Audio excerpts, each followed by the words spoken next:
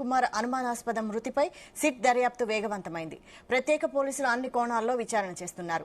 ఈ క్రమంలోనే మంగళగిరిలోని పోలీసు కేంద్ర కార్యాలయం నుంచి ఇద్దరు ఫోరెన్సిక్ నిపుణులు స్పాట్ కు వెళ్లి క్షుణ్ణంగా పరిశీలించారు. ఈ కేసు పరిశీలనకు మొత్తం 5 ప్రత్యేక పోలీసు బృందాలను ప్రభుత్వం నియమించింది. హైదరాబాద్ నుంచి విజయవాడ వరకు 2 పోలీసు బృందాలు, విజయవాడ నుంచి రాజమహేంద్రవరం వరకు మరో 2 పోలీసు బృందాలు దర్యాప్తు చేస్తున్నాయి. దారి పొడవునా సీసీ ఫుటేజ్లను పరిశీలిస్తున్నాయి. ఒక దర్యాప్తు బృందం ఇప్పటికే సికింద్రాబాద్లోని పాస్టర్ కుటుంబ సభ్యులను విచారించి వారి స్టేట్మెంట్ రికార్డు చేసింది.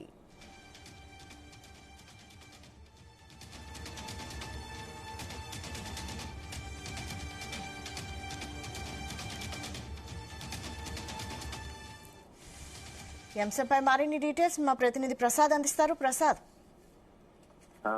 వైశాలి, ఏదైతే పాస్టర్ ప్రవీణ్ కేసుకు సంబంధించిన సిట్ ప్రభుత్వం ఏర్పాటు చేసిందో పోలీస్ శాఖ దర్యాప్తు ముమ్మరంగా చేస్తున్న పరిస్థితుల్లో ఈ దర్యాప్తులు ఏం చేయబోతుందని చెప్పి కూడా ఉత్కంఠ నెలకొంది. ఏదైతే ప్రధానంగా చూస్తే కనుక ఇప్పటి వరకు నిన్న తూర్పుగోదావరి జిల్లా ఎస్పీ ప్రకటించిన వివరాల ప్రకారం చూస్తే కనుక మొత్తం 5 బృందాలు ఈ దర్యాప్తులో నిమగ్నమై ఉన్నారు. ఇందులో ఇప్పటికి వరకు అందుతున్న ఏదైతే తెలిసిన సమాచారం ప్రకారం అయితే విజయవాడ నుంచి హైదరాబాద్ నుంచి విజయవాడ వరకు ఉన్న సీసీ ఫుటేజ్ లో సేకరించారు. అదేవిధంగా విజయవాడ నుంచి రాజమండ్రి వరకు ఉన్న సీసీ ఫుటేజ్ ఏదైతే ఫస్ట్ ప్రయాణిస్తే వచ్చారో ఆ సీసీ ఫుటేజ్ సేకరించడం జరిగింది. మొత్తం 15 గంటల పాటు ఈ సీసీ ఫుటేజ్ ని సేకరించినట్టుగా కూడా తెలుస్తుంది. అదేవిధంగా ఇక్కడ ప్రధానంగా ఘటన జరిగిన 24 తేదీ 11:42 సరిగ్గా ప్రవీణ్ ప్రయాణిస్తున్న బుల్లెట్ ఏదైతే రోడ్డు పక్కకి వెళ్ళిపోయిందో ఆ సమయంలో రికార్డ్ అయిన సీసీ ఫుటేజ్, పెట్రోల్ బంక్ వద్ద రికార్డ్ అయిన సీసీ ఫుటేజ్ ప్రకారం చూస్తే కనుక 5 వాహనాలు కీలకం అని చెప్పి కూడా ఏదైతే ఈ నెల 26వ తేదీన పోస్ట్ మార్టం పూర్తయిన తర్వాత జిల్లా ఎస్పీ నరసింహకిషోర్ స్వయంగా ప్రకటించడం జరిగింది. ఆ 5 వాహనాల ప్రకారం గురించి కూడా ఏదైతే ఆరా తీసిన పరిస్థితి అయితే ఉందో అది 5 వాహనాల సమాచారం పూర్తిగా పోలీసులు సేకరించినట్టుగా తెలుస్తుంది. ముఖ్యంగా రెడ్ కలర్ కారు ఈ బుల్లెట్ ని దాటుకుని వెళ్ళినప్పుడే బుల్లెట్ రోడ్డు పక్కకి వెళ్ళిపోయింది. అది ముందుగా దాని ప్రకారమే పోలీసులు రోడ్డు ప్రమాదంగా కూడా చెప్పడం జరిగింది. అంటే కారు ఢీకొట్టినట్టుగా తమకు అనుమానాలు ఉన్నాయి. అదైతే ఇది ప్రాథమికంగా నిర్ధారణ కాదని చెప్పి కూడా పోలీసులు చెప్తున్నారు. కాబట్టి ఈ 5 వాహనాలు రెడ్ కలర్ కారుతో పాటు మరికొన్ని వాహనాలు కూడా అది అస్పష్టంగానే ఉన్నాయి. ఏదైతే ఆ వాహనాల ద్వారానే మొత్తం క్లూ లభించే అవకాశం ఉందని చెప్పి కూడా పోలీసులు ఏదైతే ముందు నుంచి చెప్తున్న ఈ రోడ్డు ప్రమాదం అన్న ఘర్షణకి బలం చేకూర్చే అవకాశం అయితే ఉంది.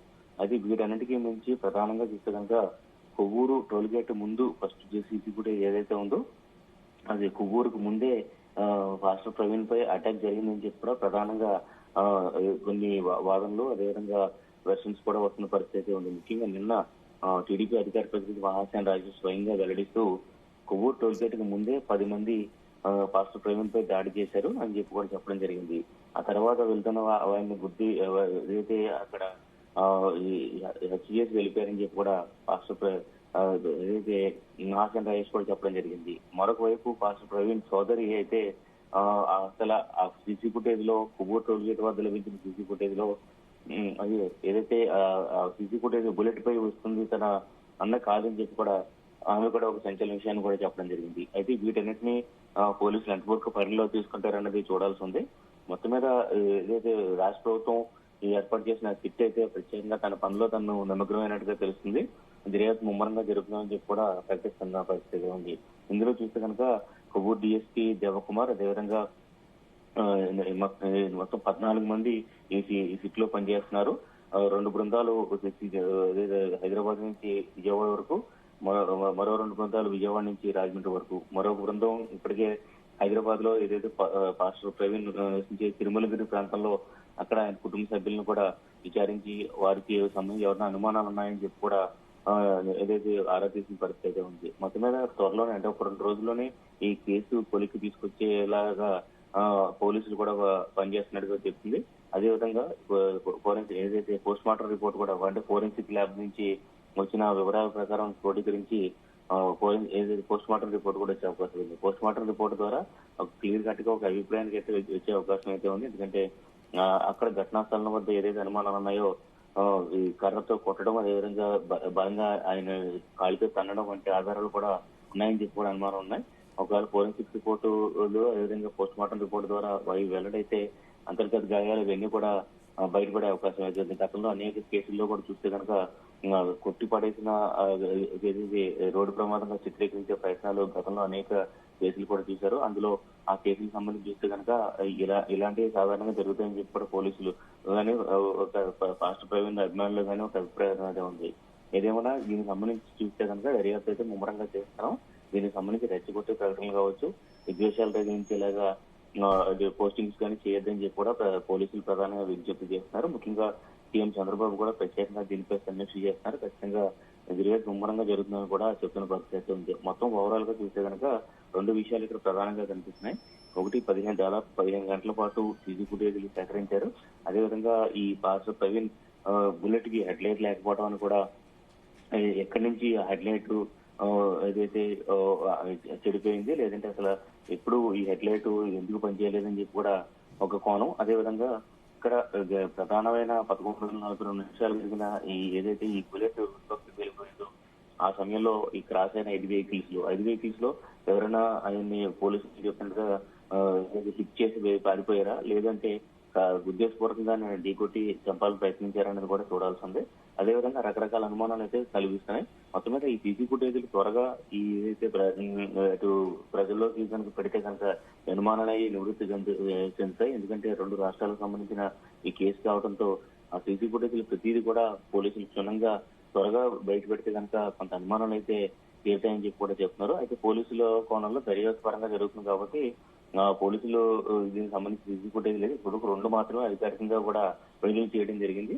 కాబట్టి కేసు కొలికి వచ్చిన తర్వాత అది సీసీ ఫుటేజీలు విడుదల చేస్తారా, లేదంటే ఏదైతే ఈ అనుమానాలు రేగుతున్న నేపథ్యంలో మరికొన్ని సీసీ ఫుటేజ్ ఇవాళ కానీ రేపు అని రిలీజ్ చేసే పరిస్థితి ఉందని చెప్పి కూడా చూడాల్సి ఉంది. మొత్తానికి అయితే ఈ దర్యాప్తు ఎంత అలబోతుందనేది మాత్రం చాలా తీవ్ర ఉత్కంఠగా మారింది వైశాలి. అయితే పాస్టర్ కుటుంబ సభ్యులను విచారించి వారి స్టేట్మెంట్ ను కూడా రికార్డ్ చేశారంటున్నారు కదా, మరి వాళ్ళ వర్షన్ ఏంటి? వాళ్ళు ఏమంటున్నారు? కుటుంబ సభ్యులు ఏమంటున్నారు? ప్రధానంగా ఇందులో పాస్టర్ ప్రవీణ్ భార్య జెసికా ఏదైతే ఆయన అంతిమయాత్ర తర్వాత ఇక్కడ చర్చిలోనే చాలా భావోద్వేగంతో మాట్లాడడం జరిగింది.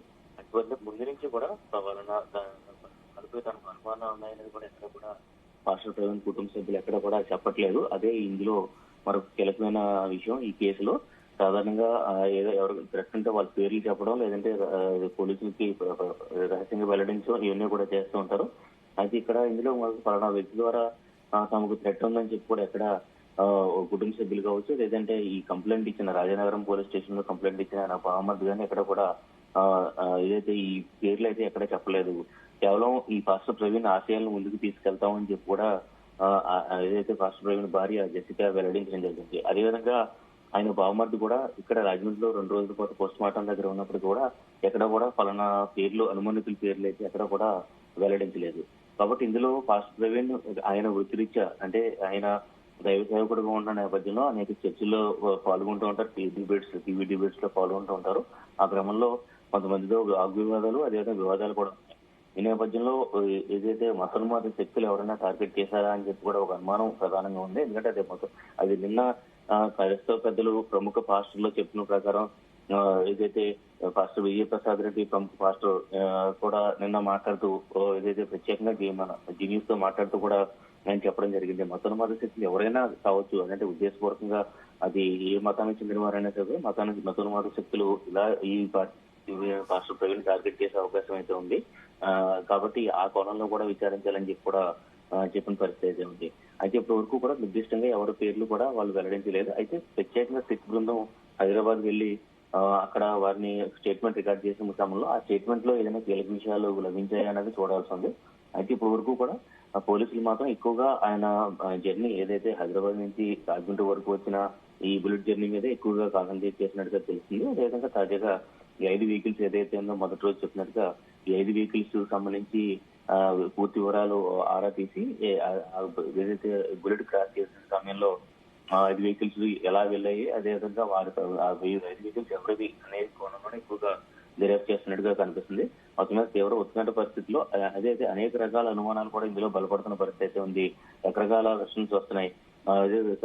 తాజాగా ప్రధానంగా వినిపిస్తున్న ఏదైతే ఆరోపణ కానీ వాదన కానీ కొవ్వూరు టోల్ గేట్ కి ముందే పాస్టర్ ప్రవీణ్ ను అక్కడ ఎంతో దాడి చేయడం, అదేవిధంగా ఉద్దేశపూర్వకంగా తీసుకెళ్లి అక్కడ చిన్న స్థలంలో పడేసి హత్య చేశారన్నది కూడా ప్రధానంగా వినిపిస్తున్న పరిస్థితుల్లో ఈ ఫుటేజ్లు, సీసీ ఫుటేజ్లు కావచ్చు, ఇవన్నీ కూడా త్వరగా బయటకు పెట్టకపోతే మాత్రం ఇంకా మరిన్ని అనుమానాలు తగ్గుతాయని చెప్పి కూడా ఒక వాదన అయితే వినిపిస్తుంది. అయితే పోలీసులు మాత్రం తమ దర్యాప్తులో తాము నిమగ్నమైనట్టుగా కనిపిస్తుంది వైశ్యం. అంటే పోలీసుల వర్షన్ ఏంటి? ఇప్పటి వరకు చేసిన ఇంటరాగేట్ లో ఎటువంటి అనుమానాలను వ్యక్తం చేస్తున్నారు పోలీసులు? ప్రసాద్ అసలు ఈ కేసులో పోలీసుల వర్షన్ ఏంటి? ఇప్పటి వరకు చేసిన ఇంటరాగేషన్ బట్టి పోలీసులు ఏమంటున్నారు? పోలీసులు అయితే ప్రధానంగా ముందు రోజు నుంచి కూడా చూస్తే కనుక ఇది ముందుగా రోడ్డు ప్రమాదంగా ప్రకటించిన తర్వాత అనుమానాస్పద కేసుగా మార్చడం జరిగింది. అక్కడి నుంచి కూడా చూస్తే కనుక ఏదైతే పూర్తి స్థాయిలో నిష్పాక్షికంగా దర్యాప్తు చేస్తామని కూడా చెప్పి కూడా పోలీసులు చెప్తున్నారు. అది ఇందులో ప్రధానంగా చూస్తే కనుక ఈ మొత్తం ఈ ప్రత్యేకంగా ఏర్పాటు చేసిన సిట్ లో ఏదైతే ఎస్పీలు ఏదైతే డిఎస్పీ దేవకుమార్ నేతృత్వంలో ఈ సిట్ కూడా పనిచేస్తున్న పరిస్థితి ఉంది. అయితే అక్కడికక్కడ సీసీ ఫుటేజీలు ప్రధానంగా సేకరిస్తాం, అదేవిధంగా అనుమానాలు కూడా నివృత్తి చేస్తామని చెప్పి కూడా పోలీసులు చెప్తారు. దాని పరంగా చూస్తే కనుక ఎక్కడ కూడా రెచ్చగొట్టేలా కావచ్చు, లేదంటే విద్వేషాలు కలిగించేలాగా ఎక్కడ కూడా మాట్లాడదని చెప్పి కూడా పోలీసులు ఇక్కడ తూర్పుగోదావరి జిల్లా ఎస్పీ ప్రధానంగా చెప్తున్న పరిస్థితి ఉంది. Right, thank you Prasad.